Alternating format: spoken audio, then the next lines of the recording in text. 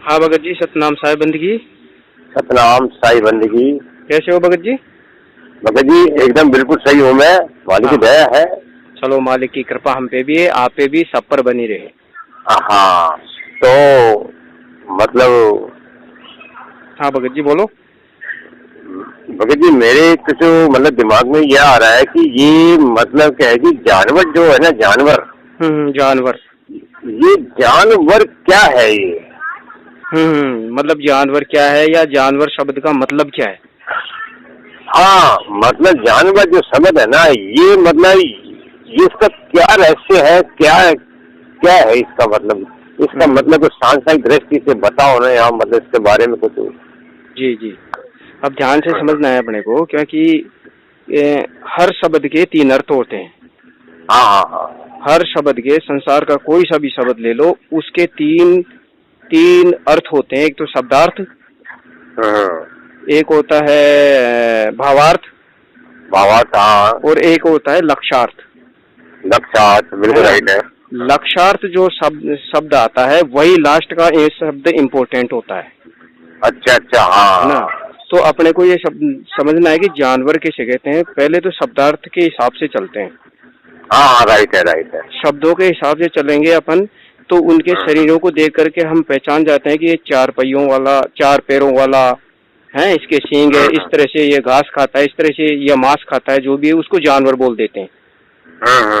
है ना? जानवर उसको बोला जाएगा जिसके चार पैर हैं।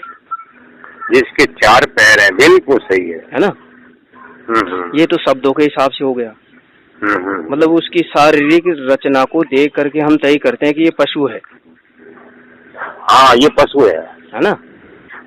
अब दूसरा जो स्टेप आती है शब्दार्थ से आगे, वो सेकंड जो स्टेप आती है वो होती है भावार्थ। हाँ, भाव, हाँ, भावार्थ। भावार्थ का मतलब होता है गुणवाचक संज्ञा। हाँ, संज्ञावाचक। हाँ, अब जैसे मान लो जानवर, जानवर का मतलब होता है अज्ञान। बिल्कुल राइट है ना? पशु, बिल्कुल राइट, क्योंकि जानवर पशु को ही कहते हैं ना। बिल्कुल राइट। तो पशु का मतलब होता है अज्ञान, आध्यात्मिक नॉलेज में। हाँ हाँ, है ना? अब वो चाहे इंसान में हो, तो इंसान में अगर अज्ञानता होगी वह भी पशु ही है, और जो पशु है उसमें भी अगर, उसमें तो अज्ञानता है ही है। अज्ञानता है ही है ना? हाँ। तो जो कहने का मतलब है, जो भावार्थ जो शब्द आता है ना, वो गुणवाचक है। कहने का तात्पर्य, यदि कोई चौपाया जानवर इंसान जैसी सहानुभूति दिखाता है, तो आप उसको पशु नहीं कह सकते। नहीं नहीं नहीं, है ना? लेकिन यदि कोई इंसान पशु जैसी हरकत करता है, तो उसी को पशु कहते हैं, उसी को जानवर कहते हैं। हाँ, यानी कि बिल्कुल जानवर जैसी हरकत करने वाले को ही मतलब जानवर बोला जाता है, चाहे इंसान हो चाहे जानवर हो। हाँ। तो अब जो तीसरा जो लक्ष्य आता है वो होता है लक्ष्यार्थ। हाँ, तो जानवर का अपन संधि विच्छेद कर देंगे तो उसका मतलब होता है जान प्लस वर।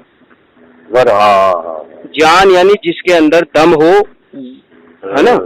तो वर का मतलब होता है वरण करने वाला, यानी ग्रहण करने वाला। जिसमें जान हो वही जानवर है। वही जानवर है ना? तो समस्त संसार में, ब्रह्मांड में जिसकी भी सांस चल रही है ना, वो सब जानवर है इस लक्ष्यार्थ के हिसाब से। है ना?